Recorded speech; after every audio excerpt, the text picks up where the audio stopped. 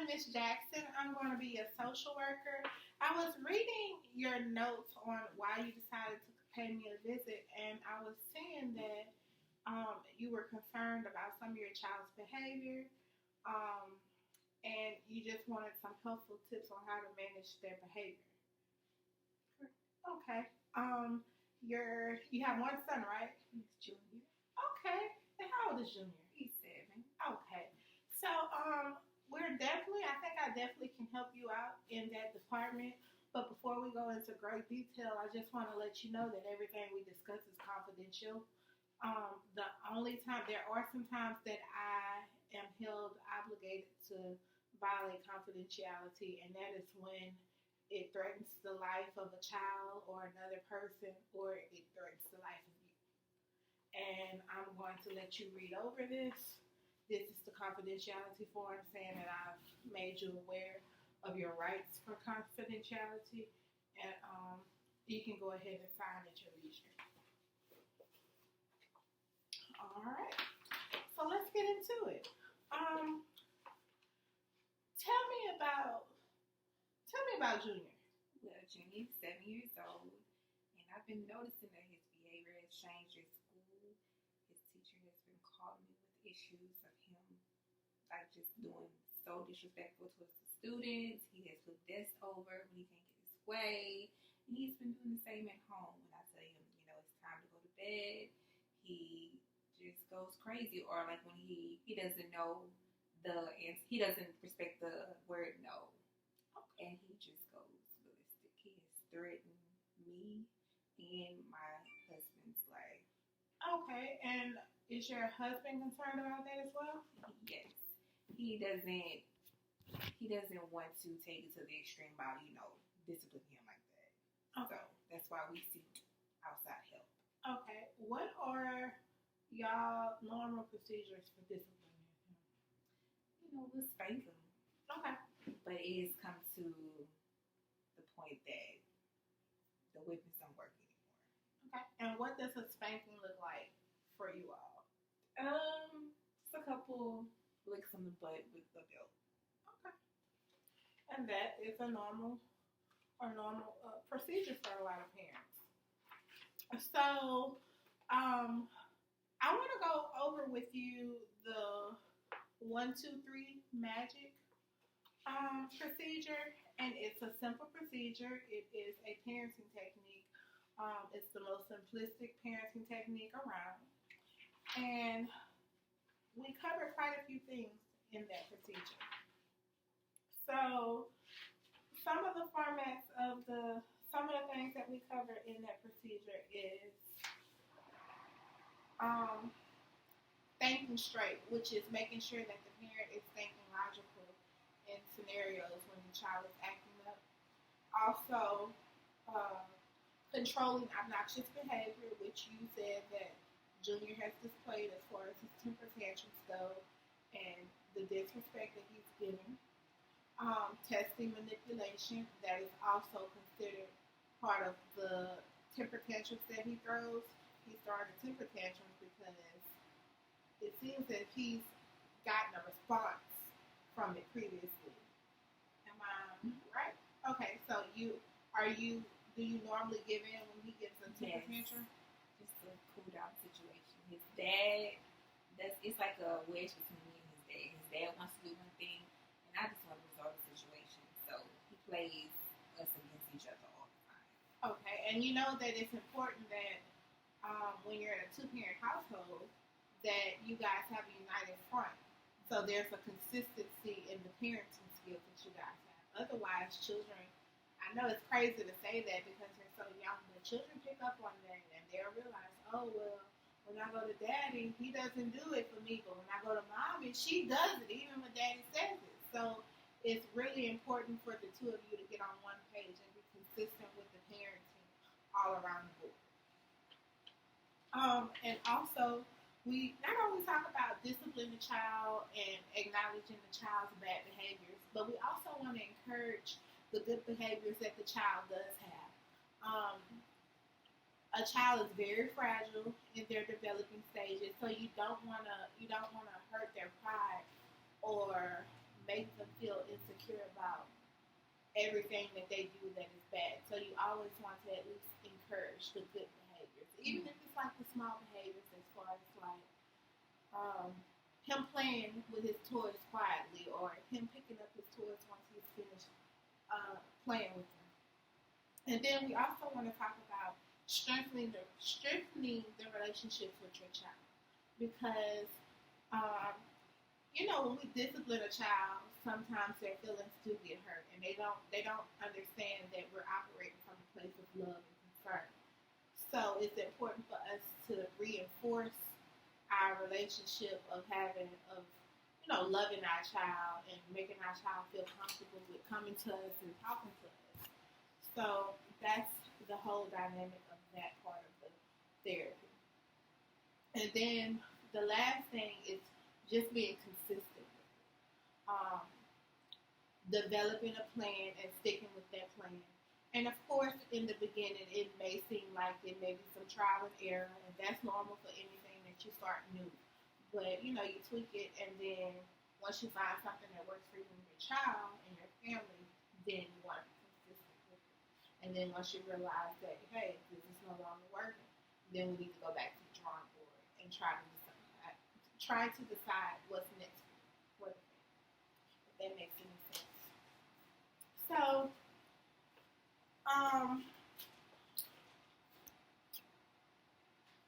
okay, Sanford. So, let's talk about thinking straight. What is one of the hardest parts of parenting for you? The balance of being a friend and being strict parent. Like knowing the balance of the in-between of the yes and the no part. You get what I'm saying? Yeah, and I hear that you're saying that you're concerned about your child's well-being. So, of course, you want to show the discipline part, but you also want to let your child know that, you love them and that you're there for them. And you don't want to make your child feel unsafe while trying to discipline them. Right. I definitely understand that.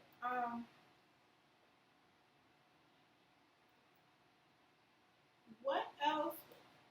What effects does your talking in discipline situations have on your relationship with your children? Like, describe a time you got too emotional or upset with a child. When Junior's teacher called me, I was at work. I just started my new job, and I had to take off to go see what was going on with him. And he was so disrespectful towards me. He was disrespectful towards the teachers. He didn't care what was going on in the situation. He just wanted his way. And he slipped out. And I got so emotional, caught up in me missing work, and I just went off on him. And do you feel like because you responded, you gave an emotional response that it impacted how effective your discipline was at the time? He doesn't respect me now. He takes me for a joke. And do you feel like he sensed how emotional you got? Yes. And do you feel like he tried to use that against you? All the time.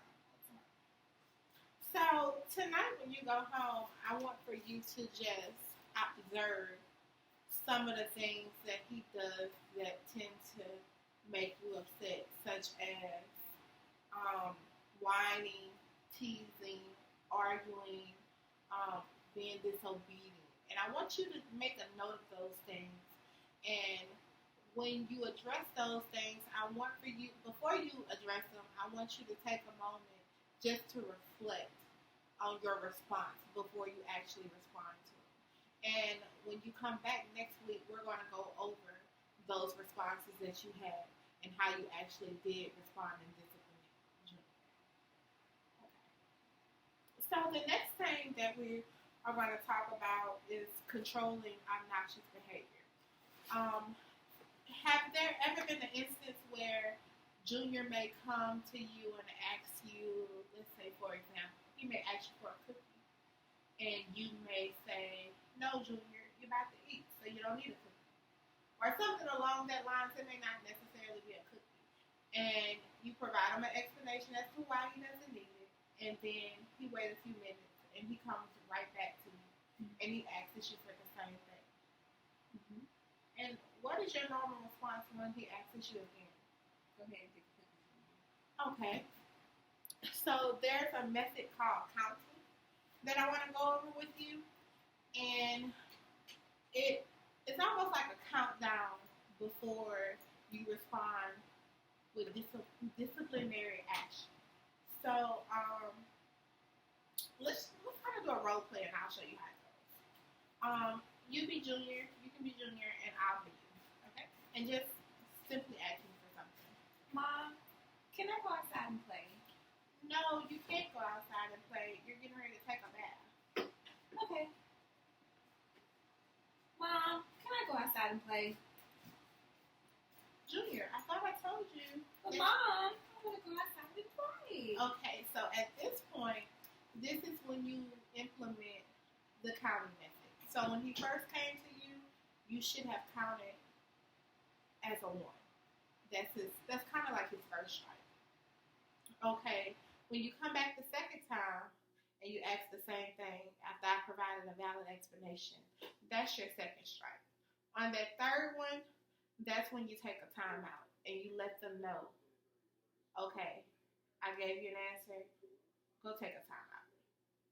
And this allows for the child to understand the dynamic of counting down and seeing what they did to get the reaction of them having to go to timeout, if that makes any sense. Mm-hmm. Okay, so that's the counting method. And whenever you go home tonight, I want you to try to implement that technique in some of the things that he does to see how that works. So when you come back, we can go over to see whether or not that helped or if it didn't help. I also want to remind you that when using the counting technique, it's important for you to not include talking and not including your emotions. So you don't have to excessively talk and you don't have to excessively explain yourself to children. You just let him know that he can't do it, and that's that. And that will hopefully that would help minimize the emotional responses that we tend to give when our children makes us upset. The next thing I want to talk about is managing testing and manipulation, which are those temper tantrums that we discussed earlier. It is very likely that when you do implement the counting technique, your child may respond with trying to test you.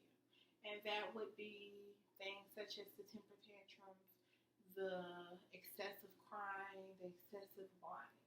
And it's important for us to know what our child does to test us, because each child has a different technique. And they're using that technique because it normally works for them. So, is there a time that you can describe when Junior was testing you? Yes. At home, that's where me and him interact. We're always kind of alone at home. His dad works nights. So he will be on a video game all night, and then he will, when he hears me get up to go to the restroom, he'll hurry up and mute it and go lay in his bed acting like he's not playing a video game. And does that make you very upset? It does, because he's lying. When I ask him if he's playing a video game, he says no. And how do you normally address that problem? I would ask him in the morning, going to school, because he doesn't want to get up because he's been up all night. And I said, Junior, have you been playing a video game? No. And I said, okay. And I leave it alone. Okay. So it's important that when you go home, now that you know how he tested you, now you have to develop a plan to address that. We used to go back and forth, but now I've kind of given up because he always wins. I don't want to, make him upset. And it's important for you to understand that the going back and forth, that's almost as if you're invested into it emotionally, and he probably can sense that. So whenever you argue, I don't want to say argue because you shouldn't have to argue with Junior, but whenever you are trying to chastise him, you should be assertive and short with him. Mm-hmm. When you do go home tonight, I want you to also identify any other testing techniques that he may have, and just kind of brainstorm on how you want to address those, and we can discuss those when you come back.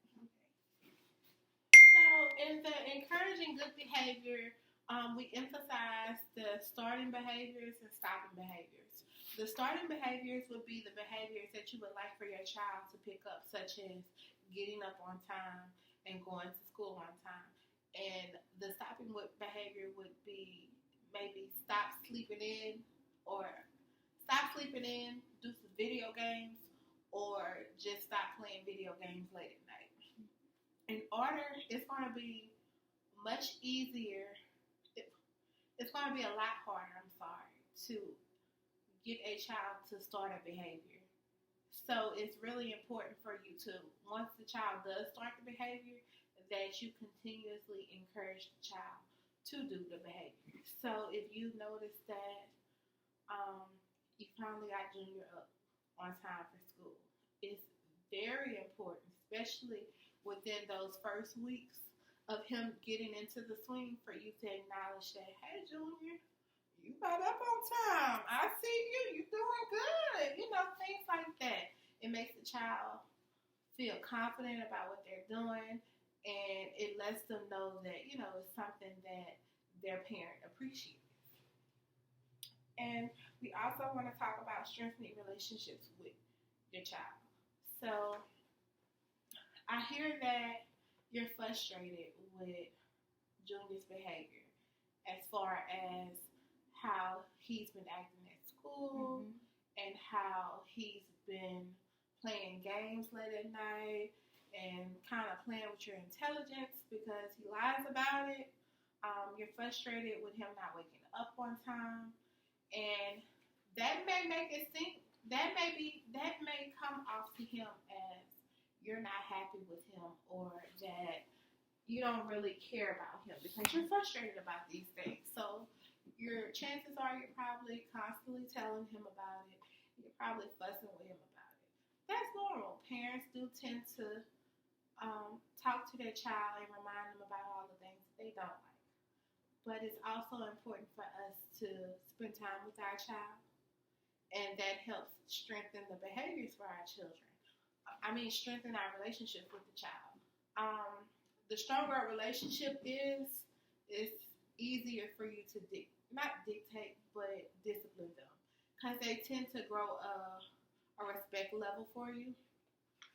And ways that you can strengthen your relationship with your child is spending a long time with your child. And not only that, but making it fun. So what else does Junior like to do besides play games?